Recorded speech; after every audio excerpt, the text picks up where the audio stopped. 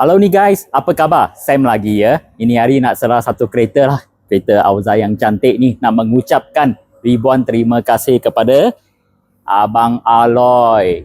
Ini customer lama Sam lah. Datang sekali tengok ni kereta, direct on. Percaya tak Sam? Ini hari semua sudah siap dan mau lepas kereta. Ucapkan lagi sekali terima kasih banyak-banyak Bang Aloy. Thank you very much.